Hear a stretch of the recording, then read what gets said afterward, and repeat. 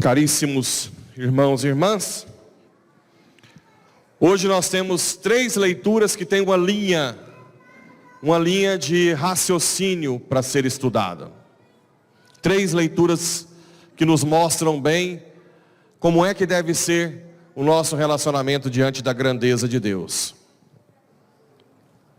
Temos a primeira leitura do profeta Isaías, em que ele tem uma visão sobrenatural. Em outras palavras, Deus se revela para ele. Quem é a sua divindade, né? Vê um Senhor sentado no trono e os serafins que o servem. Diante daquela glória toda, o que aconteceu com Isaías? Qual foi o sentimento que gerou em Isaías?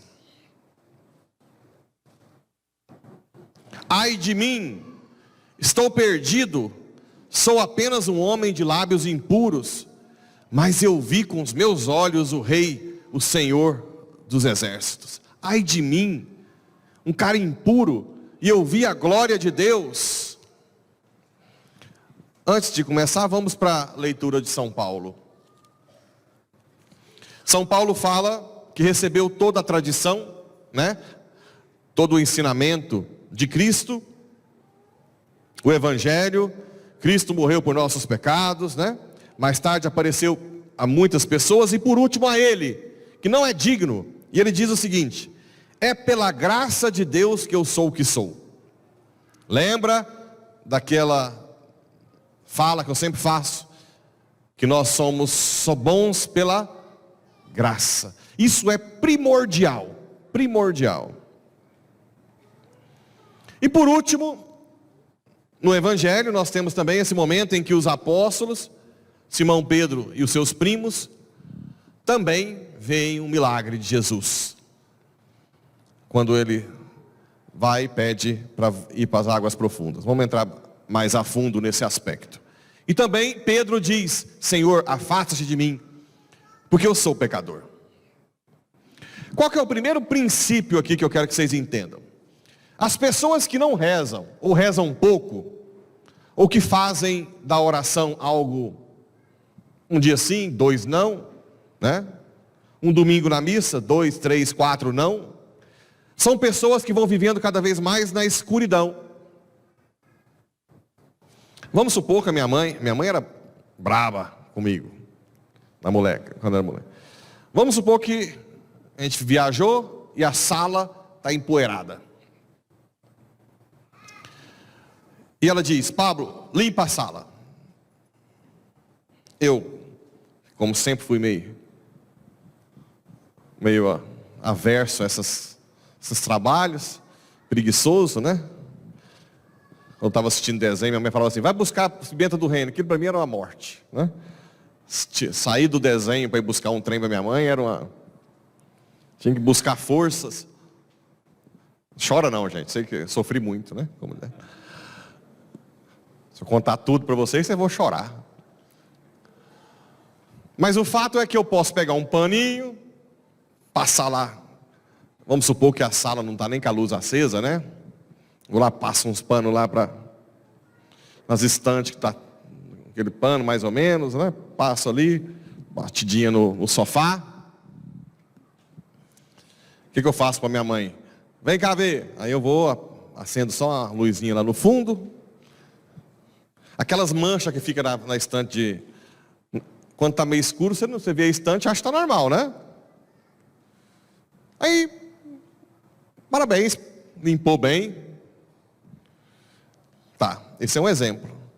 Mas de vez em quando também eu pego gente que vem aqui falar comigo por outros assuntos, e eu falo assim: por acaso, você já confessou recentemente? Não, padre, tem 30 anos que eu não confesso. E eu digo: e tem alguma necessidade de confessar? Nada. Não, sou uma pessoa muito boa, padre. Eu assim, se for com sinceridade, se for para te falar que nem sei. Falo, caramba, eu confesso toda semana, e toda semana eu arrumo um trem para falar, e essa tem 30 anos, né? Ou é Nossa Senhora encarnada, ou vive nas trevas mesmo, né? Que não vê nada de sujeira. Acontece que no outro dia, quando o sol entrar na sala, minha mãe levanta e o sol vai mostrar aquelas manchonas onde eu passei o pano assim, né? Poeira aqui, um risco assim de pano. E ela vai falar assim, que mulambagem é essa que você fez? Você quer me enganar? Hã? Então é coisa semelhante que aconteceu com Isaías, Paulo e os apóstolos. Quando a gente está longe de Deus, a nossa vida é um primor. A gente é o máximo. Mas quando a gente aproxima dele, quando a gente é batizado, o que os batizandos ganham? Não é uma vela? Para simbolizar o quê? A luz. Quando você chega perto de Deus, Ele vai iluminar a sua vida. E você vai começar a ver que tem muita coisa suja dentro de você, que você não via. Isso é uma coisa natural. Muito natural. Agora detalhe, padre, por que tem gente que vive 30, 40 anos aí nessa petulância e nunca muda, nunca vê que está certo, morre? Porque tem gente realmente que tem um coração fechado para a graça. Para esses Deus não ilumina. Ele já sabe que está fechado. E detalhe, tem muitos lugares por aí que até gente que amassa barra em igreja há 20, 30 anos. São aquelas pessoas, eu não sei se vocês já conheceram algumas dessas, que se apega à chave da igreja, que se apega ao serviço, né? A pôr alguma coisa, e se alguém fizer no lugar dela, ai dessa pessoa, né? Acho que até o padre apanha se não abrir a capela sem falar com ela, porque tem que pedir a chave. Nunca viu gente assim, não? Esses são os cânceres. Câncer são os piores que existem. Porque são pessoas que nunca quiseram um encontro pessoal com Deus. Nunca. Ciúme, né? Se alguém começa a se destacar, quem que é essa aí? Aquelas pessoas, né, que já começam, quem que é essa pessoa que está achando que ela é o quê? Que está chegando agora e já vai fazendo essas coisas. Porque são pessoas, essas Deus, infelizmente, se a pessoa está decidida a não mudar, Deus não ilumina. Mas Isaías, Paulo, Pedro, a gente viu que são pessoas que estavam abertos. Algo semelhante, até contei hoje de manhã, Nossa Senhora fez comigo. Até a minha conversão, que eu já estava fazendo residência, eu achava que fazer medicina para ganhar dinheiro, comprar uma BMW, um jet ski e andar para curtir a vida, é normal, né? Tem uns rolinhos para lá, uns rolinhos para cá. Aliás, eu era o primeiro neto que fazia medicina, né? Era, nossa, cara exemplar. Não via nenhum mal. Quando eu comecei minha conversão, e eu comecei a rezar o terço, olha que interessante, sem eu querer, eu começava a rezar o terço, vinha na minha mente coisas do meu passado. Essa aqui é terrível nesse aspecto, para mostrar quem você é. E a primeira coisa, eu lembro direitinho, a primeira coisa que veio na minha mente, nos terços que eu comecei a rezar, uma coisa, eu nunca imaginava que isso feria tanto a Deus. Foi eu entrando na casa da minha mãe, criança, adolescente, eu era daqueles assim, ó. Se a minha mãe fizesse uma mistura que eu não gostava, eu falava que eu não comia mais. Não precisava ser misturado, não. Por exemplo, se ela fizesse quiabo, eu te falei que eu não gosto de quiabo, eu não quero comer mais. E a minha mãe era daquelas que alimentava, vem comer. Né? Quando meu pai chegava, ele falava assim, não, fica sem comer agora até a próxima refeição. Ele era mais duro. E veio essas coisas na minha cabeça. Eu reclamando da comida. Falei, gente, mas por que está vindo isso na minha cabeça? Eu brigando com a minha mãe por causa da comida, as emburrações que eu tinha. Eu comecei a ficar meio assim, né? Depois, um terço, eu lembro direitinho. Eu estava rezando o terço e veio uma voz. Em quem você pensa no futuro para a sua profissão ou dinheiro? Sem eu perceber, tudo que eu almejava era para mim. Eu ficar rico, eu ter isso, eu fazer aquilo.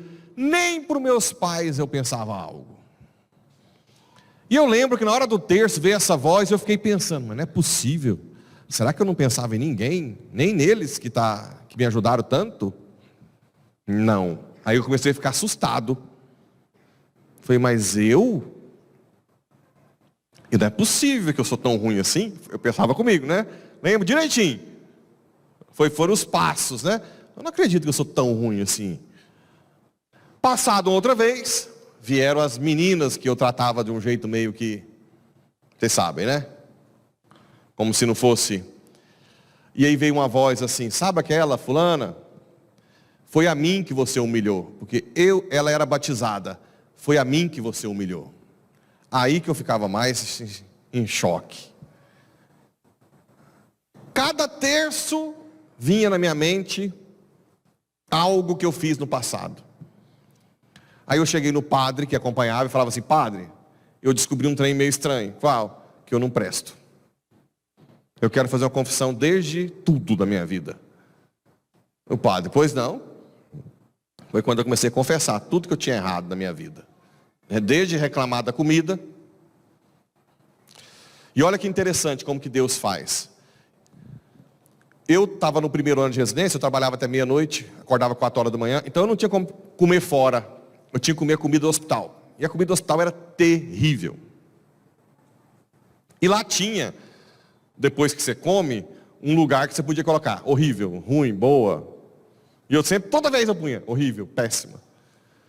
Só que quanto mais eu reclamava da comida, mais eu tinha aversão à comida. Eu descia, era o subsolo do hospital. Eu descia para o refeitório, aquele cheiro me dava náusea. Falava, ai meu pai, eu vou ter que comer aquela comida de novo. Nessa época que o terço me mostrou que eu reclamava da comida da minha mãe, eu fui para apertar lá, né? Não sei se era, acho que eu escrevia, eu parei e falei, não vou reclamar dessa comida. Não vou. No outro dia vinha aquela vontade de reclamar, não vou.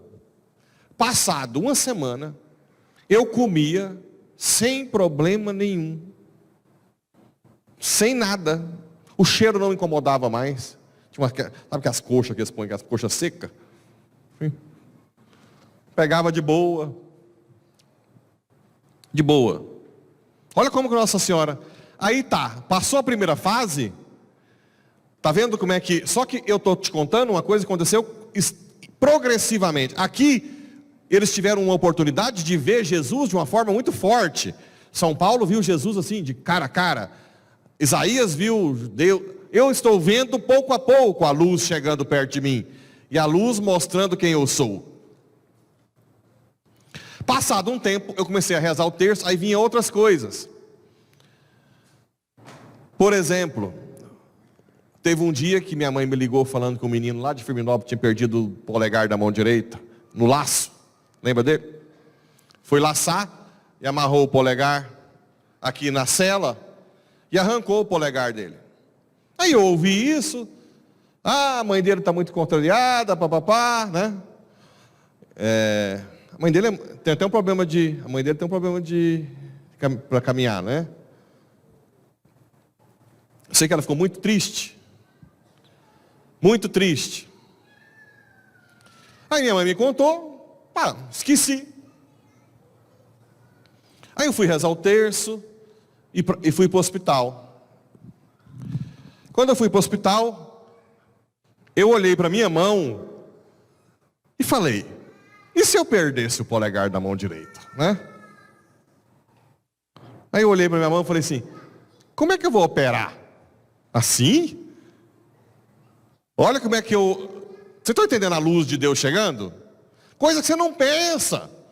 Quando você está achando que você é o cara, você acha... Por isso que esse povo desespera e suicida antes de morrer até.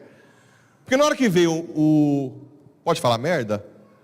O merda que já é tarde. Não se preparou para isso. Sim. Vocês dois são merda também, igual eu. Como é que eu vou escrever? Como é que eu vou operar? Quem fazia? Quem tem coragem de fazer plástica de nariz comigo assim? Com bisturi assim? Hã? Alguém assim? Não? Aí eu pensava, e para fazer exame? Porque tem um exame, quem fez aquele exame de filmar o nariz, já viram? Eu sempre tenho que guiar com os dois dedos aqui, né? Como é que eu vou fazer o exame? Aí, isso, o dia inteiro pensando nesses trem. Aí, passado um tempo, e para escrever? Como é que eu vou escrever? Quem já viu minha letra aí? É linda, né? Agora imagina escrevendo assim. Não, eu pensei, não, vou ter que escrever com a mão esquerda.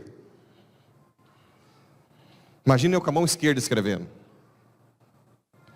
Aí no final do dia eu chegava e falava assim, meu Deus do céu, eu estudei 6 anos de faculdade, 3 anos de residência, e um polegar põe tudo por água abaixo.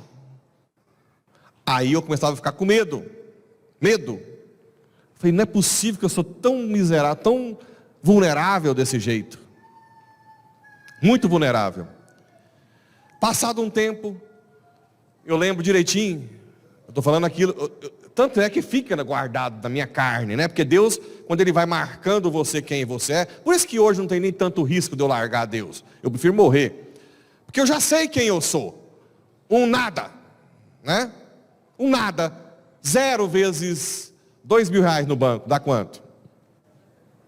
0 vezes $1 bilhão no banco. Então, não muda muito, né? O problema é que os 2 bilhões pode iludir quem é 0. A multiplicação, né? Acha que é aí depois vê realmente que é tudo igual. Aí teve um acidente uma vez, eu não sei se vocês lembram disso. Acho que foi o Pedro Paulo Diniz, foi de helicóptero para Porto Seguro. Não, foi de avião até Porto Seguro, pegou um helicóptero para ir até não sei se é Trancoso. Vocês lembram disso? Caiu o helicóptero. E morreu a namorada, e ele foi nadando. Lembra disso, não? E eu fiquei pensando, e se eu estivesse num helicóptero bem sucedido e caísse o helicóptero, eu ficasse todo destruído? O que ia adiantar o meu sucesso? Hã? Aí eu comecei a questionar a felicidade. Falei, quem é feliz então? Se o trem, qualquer coisa, destrói a gente. Se nós não somos nada. Quem é feliz nesse mundo? Foi quando eu comecei a questionar. Qualquer um é feliz só até perder quem ama, ou perder sua saúde, perder a vida, sofrer. Porque graças a Deus Então a luz de Deus vai chegando e vai acontecendo isso aqui. Essa aqui, é pela graça que Deus, eu sou o que sou. Não, a prova é que tenho trabalhado mais que os outros. Não propriamente eu, mas a graça de Deus comigo. Eu não mereço ser chamado de apóstolo. Isaías. Ai de mim, estou perdido. Olha só, todo mundo tem um encontro pessoal com Deus. Você tem que chegar a essa conclusão. Olha Simão Pedro. Senhor, afasta-te de mim, porque sou pecador.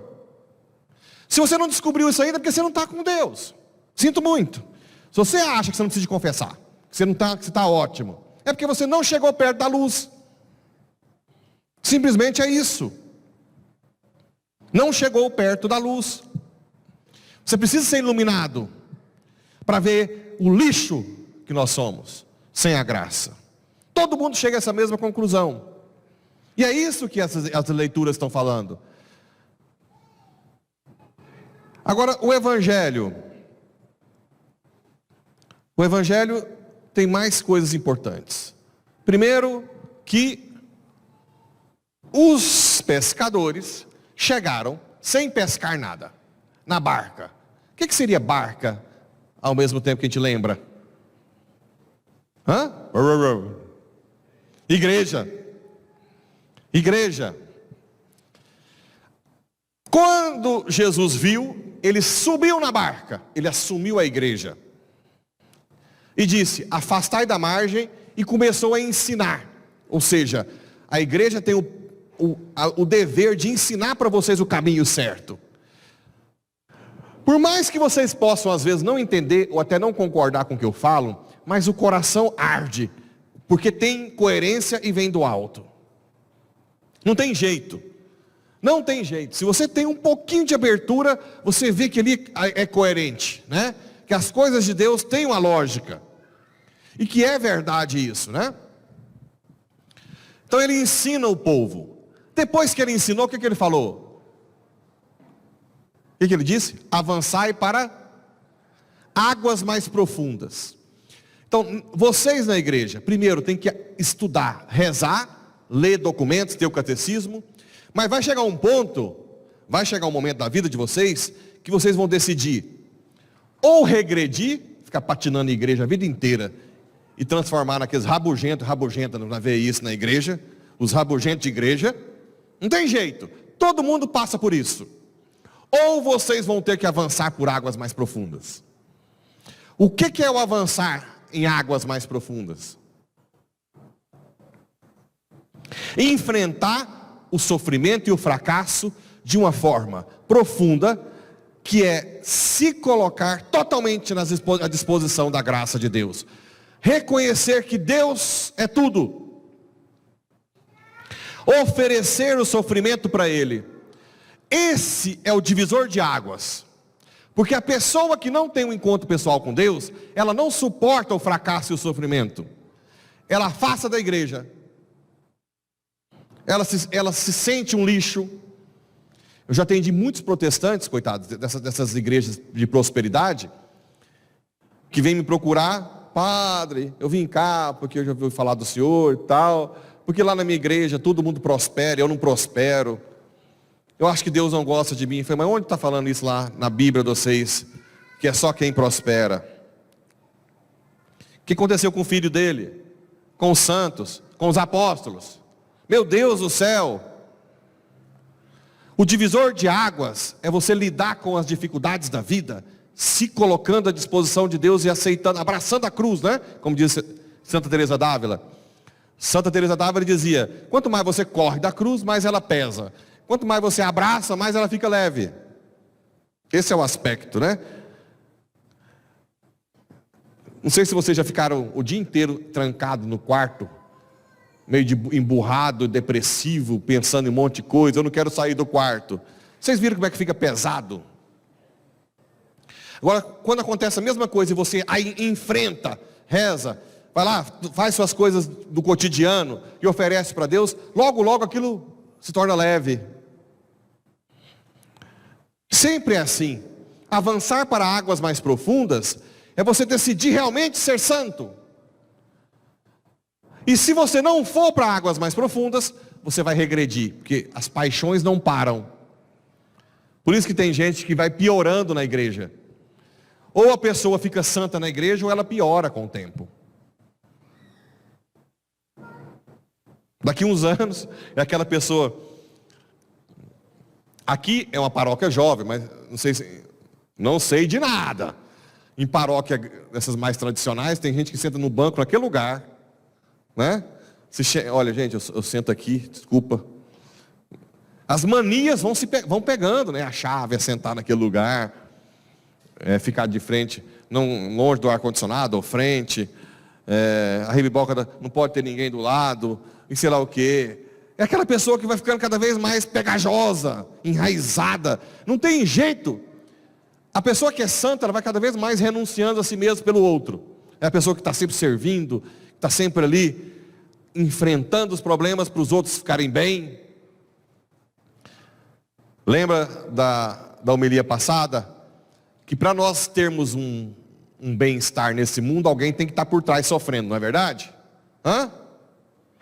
Se você vai num restaurante, lá no Figueira Rubaiá, em São Paulo, famoso, comer um prato, está um monte de gente suando lá na cozinha para você, né?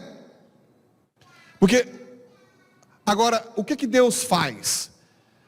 Deus faz que quem come o prato do Figueira Rubaiá, chiquérrimo, gostoso, logo logo passa aquele gosto e já não está mais preenchido. Mas a pessoa que cozinha e faz por amor e serve, Senhor, eu ofereço meu trabalho por ti, Deus preenche aquilo, é mais feliz. Não quer dizer que todo mundo que come no Figueira Rubaiá seja vazio. Pode ser que um santo coma lá também. Por que não? Mas eu estou dizendo que não é por causa do prato, mas por causa da abertura ao serviço, à humildade. E é isso que é ir para águas profundas. E o que acontece nas águas profundas? Enche de peixe como nunca. Antes disso, Jesus diz, jogue as redes. Aqui também é outro aspecto que Jesus sempre vai fazer conosco. Quando Jesus diz, joga as redes, ora, Pedro, Tiago e João pesca desde pequeno. Jesus era carpinteiro. Pedro poderia falar, olha Jesus, o senhor é o cara, viu? Fala bem demais. Mas pescaria, entendo eu, né?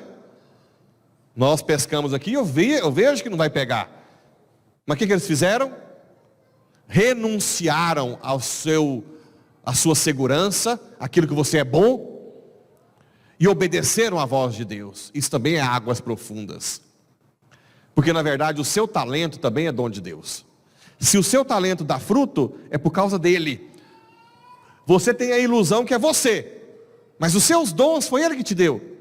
Então quando você renuncia a algo seu para obedecer, você está reconhecendo que ele é o Senhor de tudo. Isso é águas mais profundas. Que para Santa Teresa d'Ávila seria da terceira para a quarta morada. São as pessoas. É muito engraçado. Você vai ler Santa Teresa d'Ávila, a terceira morada é quando entra nos fracassos, né? Aí quando a pessoa tem um problema financeiro, Santa Teresa d'Ávila conta que eles chegam em Deus, Senhor, mas com dinheiro ia ajudar muita gente.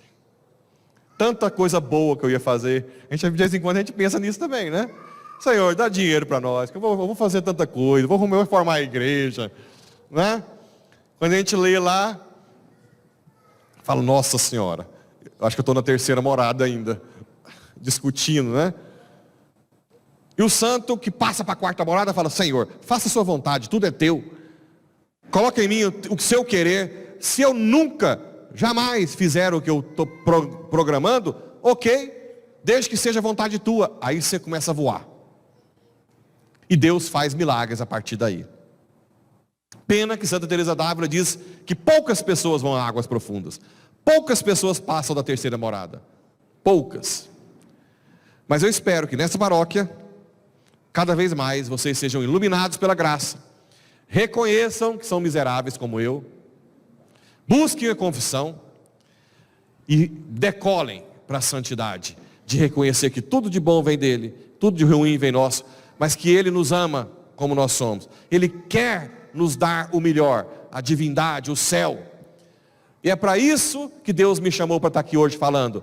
Para dizer que vocês nasceram para o céu. Para o céu. Hoje de manhã eu contei de um senhor que era policial aposentado, que falou que o sonho era morrer com um pedacinho de terra no Araguaia. Aí nós fomos ficar no rancho dele, e ele acordava às 5 horas da manhã todo dia para varrer, e o radinho ligado, e nós lá, e ele lá. Eu falei, não, ele não pode ficar sem isso. Se ele não acordar de 5 horas ligar o radinho, mesmo com visita, ou seja, que foi feita para o céu, para algo grande, queria um pedacinho de terra no Araguaia, o que acontece? Começa a ter vício, vicia, você não pode tirar nem o varredor. Eu falei para meu pai, pelo amor de Deus, manda esse homem parar de varrer aqui, ué. 5 horas da manhã tá lá com o radinho varrendo. Aí a esposa tal, não, ele não dá conta. Pelo amor de Deus, vocês querem ter um terreninho na Araguaia, pra vocês passear? Não tem problema. Mas vocês vivem a vida por causa disso, vocês nasceram para o céu, pelo amor de Deus. Creia em Deus Pai Todo-Poderoso,